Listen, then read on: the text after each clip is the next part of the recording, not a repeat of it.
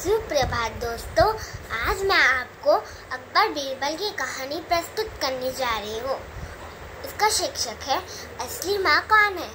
एक बार एक महिला रोती हुई अकबर के दरबार में पहुंची। बादशाह अकबर, मेरे बच्चे को बचा लीजिए। एक माँ का दर्द सुनकर बादशाह अकबर बोले, हम आपके बच्चे को बचा लेंगे, बस बताइए तो कि आपके बच्चे के साथ क्या हुआ है। उसने बताया कि उसका नाम शांता है। एक राज्य में वो शाही बंगले थे। सेठ भानु सिंह की पहली पत्नी कांता से कोई संतान न होने के कारण उसने दूसरी शादी शांता से कर ली।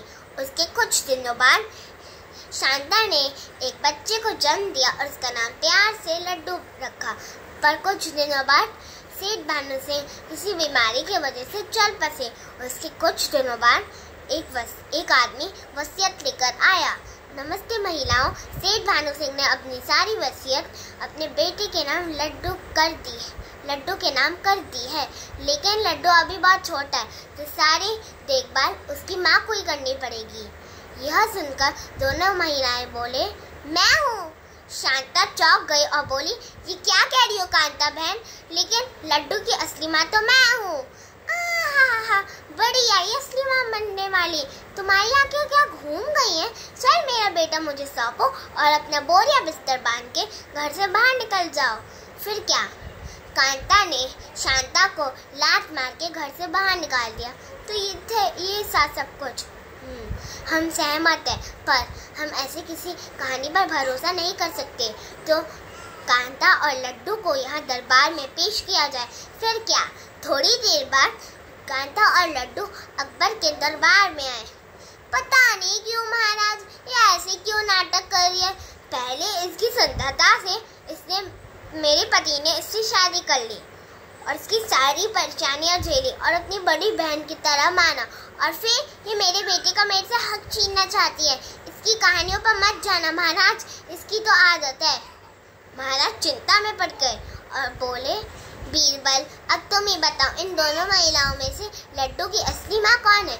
यह सुनकर बीरबल भी चिंता में पड़ गया। तभी उसने खिड़की से बाहर देखा, एक मुर्गी एक खूंखार चील से अपने बच्चों को बचा रही है। तभी बीरबल ने कहा, महाराज, हमने फैसला कर लिया है कि लड्डू की असली माँ कौन है। हम ये देखेंगे कि ममता की शक्ति किसकी जीतेगी। वो कैसे? इसके लिए हमें आंगन में जाना पड़ेगा। सभी आंगन में आ गए। बीरबल ने एक बड़ा सा गोला बनाया और लड्डू को उसमें बैठा दिया। अब आप दोनों महिलाएं लड्डू के दाएं बाएं खड़े हो जाओ और एक एक हाथ पकड़ के खींचो। फिर क्या, दोनों महिलाएं अपनी ताकत से लड्डू का हाथ खींच रही थी। लड्डू को बहुत दर्द हो रहा था और वो रोने लगा। शांता से उसका दर्द सहा नहीं गया और उसने तुरंत लड्डू का हाथ छोड़ दिया। ये मैं जीत गई, मैंने कहा था ना महाराज, लड्डू मेरा ही बेटा है। शांता सिर झुका के रोने लगी। उसने सोचा कि उसने लड्डू को हमेशा के लिए खो दिया है। तो जैसे कि लड्डू की माँ मिल गई और ममता की शक्ति जीत गई और उसकी असली माँ है शांता। कांता कहने लगी, अरे क्या तुमने देखा नहीं, मैंने लड्डू को गोले से बाहर निकाला है। दरअसल मैंने ये नहीं कहा था कि ताकतवर माँ कौन है, मैंने कहा था कि ममता की शक्ति किसकी जीतेगी। जब तुम दोनों महिलाएं लड्डू का हाथ खींच रही थी तो उसे बहुत दर्द हो रहा था और एक अच्छी माँ अपने बच्चे को दर्द में नहीं सह सकती और उसने तुरंत लड्डू का हाथ छोड़ दिया। शांता शर्म से सिर झुकाया और उसने अकबर से माफ़ी मांगी। इस गलती के लिए माफ़ी नहीं, सज़ा मिलनी चाहिए। क्षमा कीजिए महाराज, कांता से आज बहुत बड़ी गलती हो गई है। हम आशा करते हैं कि हम दोनों मिलकर लड्डू को पाल पोस के बड़ा करेंगे। यह सुनकर कांता रो पड़ी और उसने वादा किया कि अब वो कभी ऐसा नहीं करने वाली। सीख, ममता से बड़ी ताकत और इस दुनिया में कुछ नहीं हो सकती। धन्यवाद।